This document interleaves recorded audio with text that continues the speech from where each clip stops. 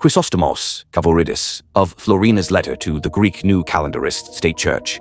The proposals of Metropolitan Chrysostom of Florina for the resolution of the Old Calendar issue, in order to bring the GOC, genuine Orthodox Christians, under the New Calendarism. Metropolitan Chrysostom of Florina conceived and formulated a series of proposals.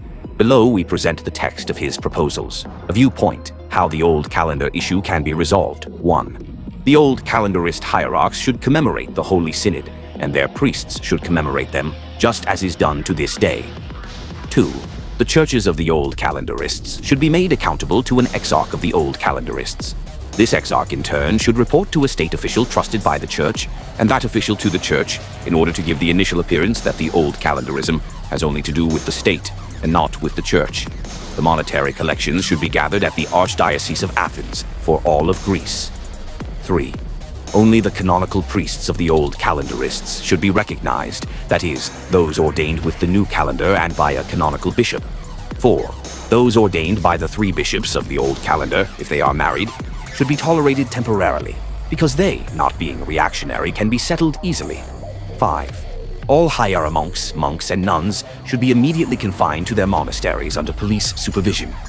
The Athenite fathers should be immediately restricted to Mount Athos, since all the above instilled fanaticism in the Old Calendarists.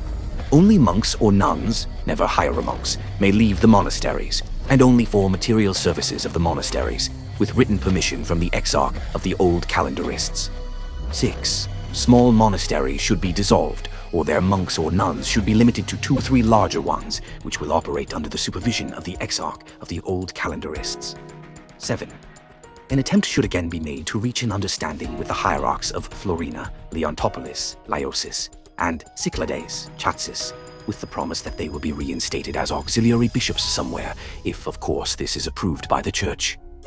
8. All the above should be formally written and communicated to all the police authorities of the state, and to the bishops via circulars from the Ministry of Religious Affairs. 9. A confidential document should be given to the exarch of the Old Calendarists, both from the Metropolitan of Athens to the hierarchs of Greece, and from the general headquarters of the gendarmerie and city police to all police authorities of the state, so that they may assist him in his task. 10. If any of the owners of Old Calendarist churches show resistance, their churches should be immediately shut down. 11. On behalf of the exarch, there should be gatherings of the Old Calendarist clergy and catechesis given, teaching that the Old Calendar issue is not a dogmatic one, and that we may accept the commemoration of the canonical bishop. 12. Those who are to be ordained as clergy must meet the same qualifications as those of the New Calendarist clergy. 13. Suitable books should be written to enlighten the faithful that the issue is not dogmatic, and that there is no harm in accepting the commemoration of the canonical metropolitan. 14. The cleansing of the Old Calendarist clergy should be carried out by the Old Calendarists themselves, and the decisions they make should be enforced by the state. 15. Persecution must exist so that those of us who accept this solution may persuade the church owners, priests, and lay people to accept it. With these measures, I am convinced that within 6 months, or at most 1 year, the Old Calendarist issue will enter its proper canonical course, because both bishops and priests and laity will give in.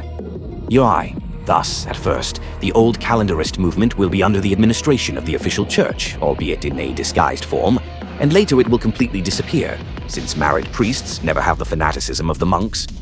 Moreover, when this secret agreement initially exists between the church and the Old Calendarist movement, no government whatsoever will be able to intervene unilaterally in favor of the Old Calendarists, or grant them freedom, because the official church will intervene and say to the prime minister and the relevant minister, "This agreement exists and must be kept, so that with time the issue can be definitively resolved."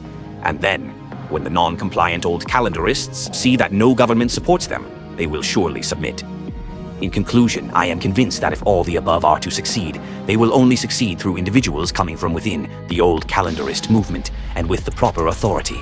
The implementation of the above requires the greatest effort, which I am certain will bring forth glorious fruits. How can one characterize the above thoughts, proposals of the former Metropolitan of Florina? Who could have devised such a betrayal? Because, he says, the Old Calendarists view the New Calendarist bishops as persecutors, and it is difficult to convince them to commemorate their names. For this reason, he himself proposes that they commemorate him, that is, the former Florina, Chrysostomos, and he would then commemorate the new calendarist synod. Thus, the new solution offered by the former Florina in 1951 is for the old calendarist priests to commemorate the former Florina, and he in turn would commemorate the new calendarist synod, so that the submission of the old calendarists would not be too obvious and cause resistance. What is the conclusion from the above? That the former Florina once again proves his skill in dissimulation.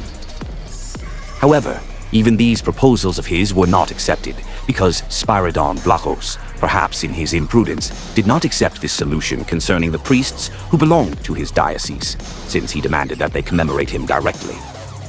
Here is exactly what the Pan-Hellenic Orthodox Union of Old Calendarists wrote after the failure of the negotiations.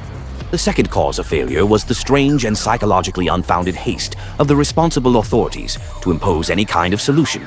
Thus, they proposed that within 3 or 6 days, the old calendarists accept to commemorate in church the new calendarist metropolitan. Let us set aside all the other reasons that rendered the acceptance of this proposal problematic, and ask the Greek people, how was it possible for the psychological conditions to change so quickly that the old calendarist, who until that very day considered the metropolitan to be his enemy and persecutor, from whom he had greatly suffered, should now accept to regard him as his superior and friend? We at least have not discovered such a magic wand. We vainly asked for a little more time. Communique of the P.T.O.K. published in Ethnikos Kyrix, March 9, 1951.